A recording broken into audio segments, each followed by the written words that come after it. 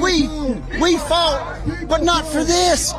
We vote for the Constitution, for what we believe in, something that is better than ourselves. If you want to have a conversation of legality in our country, let's have that conversation. If you want to have a conversation how to address people based on their legal status, let's have that conversation. That conversation should never begin or end with people being kidnapped, with mothers being taken out of school pickup lines, with fathers and mothers being taken out of workplaces, with people being taken out of courthouses. You want to see what real independent journalism funded by the people for the people looks like? You ever heard a story like this in America? You're looking at it. Congratulations for always being somewhere where mainstream media is not. Flint, Michigan. See you in Nevada. Thanks to people like you, we can get the truth. Corporate media, they've been lying to us for years, and you're going straight to the people. You are the man. I'm glad you're here. For as low as 16 cents a day, you'll keep us on the ground, covering the important stories the corporate media covers up. I'm Jolly Good Ginger on all social media platforms. I try to stand in solidarity with communities, speak out about injustice in our communities, as well as, fight fascism in our politics. I'm an Iraq, Afghanistan veteran, and currently I'm trying to mobilize veterans across the country to do this, to stand with communities.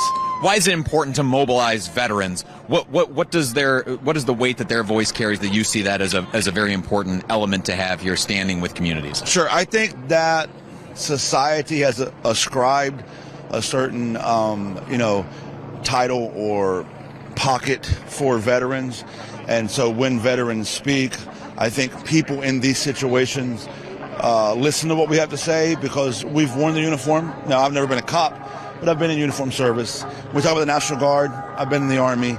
And so I think people feel empowered when veterans stand up and say this isn't right? Because so often we feel like the system is against us. So often we feel like this president specifically is going to turn the military against us. So when people see veterans say, no, I don't agree with this. This is fascism. This is a wannabe dictator. It gives them the confidence that there's other people currently actively serving that would also not follow those orders to turn themselves against the American people. And I hope that here in the Illinois State Police and the Cook County Sheriff's Office, that there are people who would recognize that they're on the wrong side of this conversation. I know you think that you're fighting for truth, justice, in the American way, but you're defending a facility where they're bringing people that are straight up being kidnapped off the street. If you want to have a conversation of legality in our country, let's have that conversation. If you want to have a conversation how to address people based on their legal status, let's have that conversation. That conversation should never begin or end with people being kidnapped, with mothers being taken out of school pickup lines, with fathers and mothers being taken out of workplaces, with people being taken out of courthouses.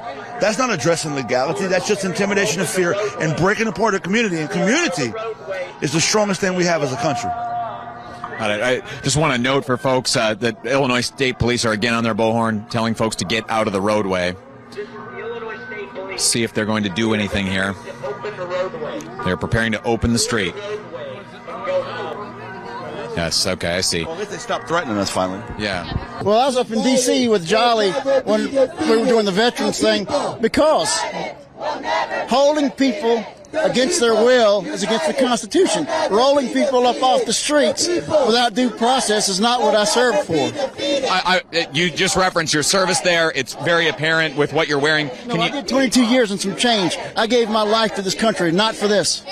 And what made you want to serve? What are the ideals that you serve for? This is America. This is what we're supposed to be, that bright, shining house on the hill. We're supposed to be what everyone aspires to. Do you want another country to aspire like us now? Right. So what branch did you serve in? 22 years in the Army. Yes. Were you deployed at all during? Yes, I fought in every operation since Panama in '89. From '89, Desert Storm, Panama, Iraq, and Afghanistan multiple times. Why is it important for you to demonstrate, hey, I am a veteran? This is right. This is what we fought for. Jolly knows. Come here, Jolly. Come here, brother. We fought, but not for this. We vote for the Constitution, for what we believe in, something that is better than ourselves.